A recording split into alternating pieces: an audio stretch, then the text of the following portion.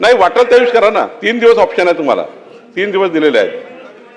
दुसरा अध्यक्ष महोदय, या ठिकाणी एक महत्त्वाचा निर्णय झाला आहे की सोलापूर महानगरामध्ये जे अनादी कालापासून 118 वर्षापूर्वी भास्करराव जाधवजी जे इंग्रजाच्या काळामध्ये 118 वर्षापूर्वी इंग्रजाच्या काळामध्ये कामगार वसाहती ज्या होत्या त्यांना काही जमिनी दिल्या होत्या आणि ह्या जमिनी फ्री होल्ड करण्यासाठी 118 वर्षापासून तेथील जनता ही वाट पाहत आहे आणि त्यामुळे ह्या 813 मिळकती आहेत आणि 9000 कुटुंब आहेत, 40,000 परिवार आहे, 40,000 जनसंख्या राहते या वस्तीमध्ये.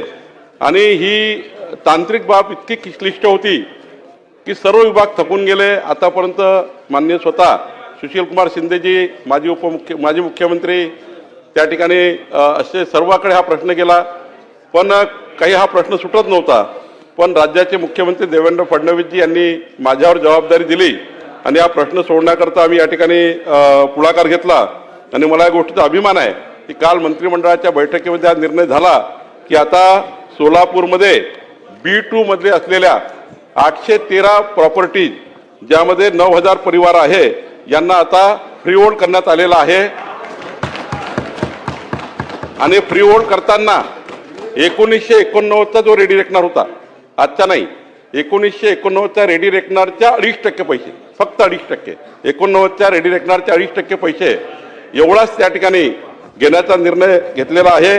त्यामुळं या ठिकाणी सोलापूरच्या B2च्या सर्व प्रॉपर्टी आता फ्री होल्ड होणार.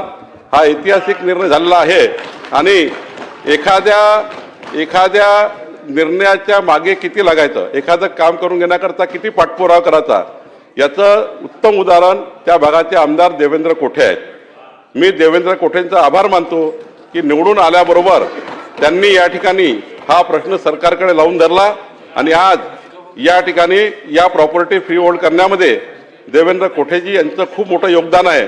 मी माननीय मुख्यमंत्र्यांचा आभार मानतो आणि देवेंद्र कोठेचे अभिनंदन करतो.